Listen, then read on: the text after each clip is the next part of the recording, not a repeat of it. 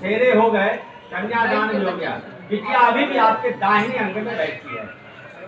पत्नी को वामांगी कहा गया, हमारे शास्त्रों में एक नाम वामांगी भी कहते हैं पत्नी को, ठीक है। बाएं अंग में आने के लिए इसका कुछ शर्त है जो आपको स्वीकार करना है। शोभित भैया, कन्या आपसे पहले वचन में कहती है, तीर्थम व्रतोद्यापनं यज्ञ दानं मया सहत्वं यदि कर्म कुर्या वामांगी मायामि तदा तदीयं जगाद कान्नं वचनं च प्रथमम्।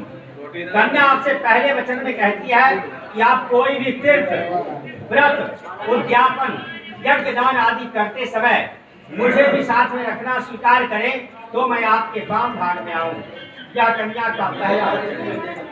दूसरे वचन में कन्या आपसे कहती है, हव्ये प्रदाने अमराद पितृन् कव्ये प्रदाने यदि पूजये था वामांगी मायां तदा तदीयं जगाद कान्नं वचनं च विद्यतम्।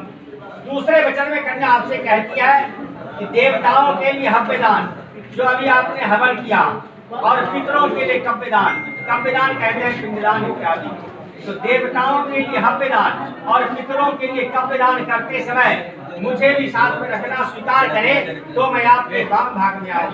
यह कन्या का दूसरा वचन है। तीसरे वचन में कन्या आपसे कहती है कि कुटुंब रक्षा वर्णे यदित्वं कुर्यात् पशूनां परिपालनं च वामांगी मायां तदा तदीयं जगाद कान्नं वचनं च तृतीयकम्। तीसरे वचन में कन्या आपसे कहती है कि कुटुंब की रक्षा के लिए, भरण पोषण के लिए गाय भैंस पशुओं का पालन पोषण करें और मेरे अधीन रखना अगर आप स्वीकार करें तो मैं आपके वाम भाग में आऊं। यह कन्या का तीसरा वचन है। चौथे वचन में कन्या आपसे कहती है कि आय व्यवधान धनाधिकारं प्रस्वाद निश्चित गृहे विद्या वामांगी मायां तदा तदीयं जगाद कान्नं वचनं च चतुर्थकम्। चौथे वचन में कन्या आपसे कहती है कि आप अपने आय और व्यय अर्थात आमदनी और खर्चे का हिसाब दें तो मैं आपके वाम भाग में आऊं। या कन्या का कौन सा वचन है? चौथा। पांचवें वचन में कन्या आपसे कहती है कि देवालयानां करांगपूपः पापी विदग्धो यदि पूजयेथा वामांगी मायां तदा तदीयं जगाद कान्नं वचनं च पंचमम्। कन्या आपसे पांचवें वचन में कहती है कि आप देवालय, मंदिर, कुआं आदि दान व्यवस्था करावें, उस समय में भी मुझे आप साथ में रखना स्वीकार करें तो मैं आपके वाम भाग में आऊं। यह कन्या का पांचवा वचन है।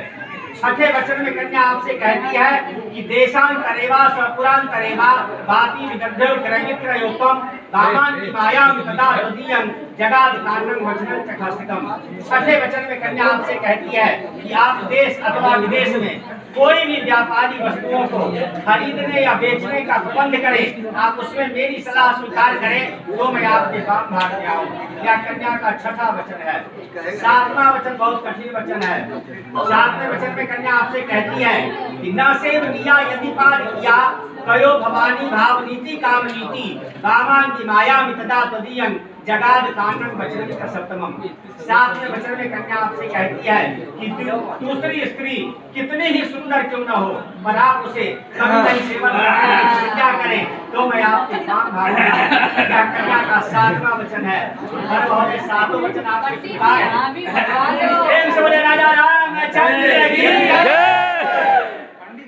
हाँ करो, हाँ करो भाई।